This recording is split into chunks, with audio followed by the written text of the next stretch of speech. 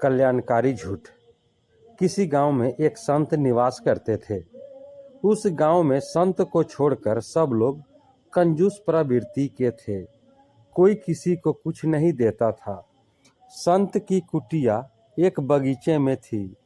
कोई व्यक्ति उनके पास आता तो वह उसे अपने बगीचे से फल तोड़कर खाने को देते और बकरी का दूध भी लोगों को पीने के लिए देते थे। एक बार इस संत ने किसी से कहा कि बहुत ही जल्द तुम्हें गड़ा हुआ खजाना मिलने वाला है, और उसकी बात सच निकली। फिर कुछ समय के बाद संत ने किसी से कहा कि तुम्हारे घर की छत आज रात को गिरने वाली है। उस व्यक्ति ने संत की बात मान ली और घर से बाहर रहने लगा। एक बार फिर से संत की बात सच हुई और उस व्यक्ति की छत वास्तव में अगले दिन गिर गई। अब पूरे गांव में सभी के अंदर एक धारणा बन गई थी कि संत की कही बात कभी गलत नहीं होती। उसी गांव में एक अनाथ आश्रम भी था, जिसमें कुछ दिनों से बिल्कुल भी दान नहीं आ रहा था। वहां के बच्चे भोजन और वस्त्र के लिए तरस रहे थे।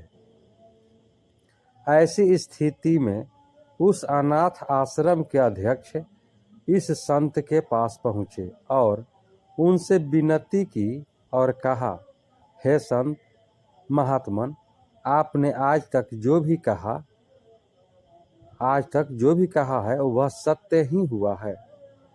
मैं आपसे एक झूठ बोलने की प्रार्थना करता हूँ।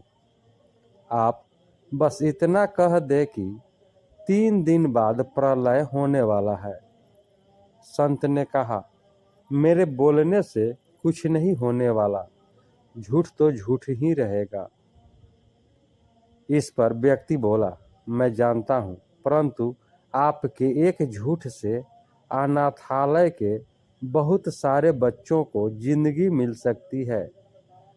संत बोले, मेरे झूठ बोलने से बच्चों का क्या संबंध है?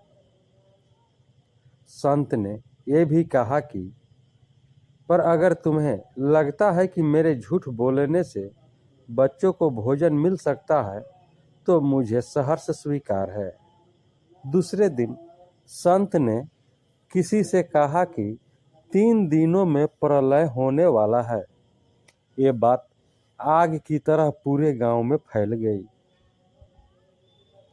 सभी जानते थे कि संत की बात हमेशा सच होती है। किसी ने कहा कि प्रलय के समय जल और थल मिल जाते हैं। ऐसा जानकर सभी मंदिर के प्रांगण में एकत्र होकर प्रार्थना करने लगे। एक दिन पहले ही अनाथ आश्रम का अध्यक्ष मंदिर के पुजारी से मिलकर सारी बात बता चुका था। मंदिर के पुजारी ने घोषणा की कि सबको अगर समाप्त ही होना है तो क्यों न दान पुण्य करके ही मरे। यह सुनकर सभी लोग अपने घर की ओर दौड़े।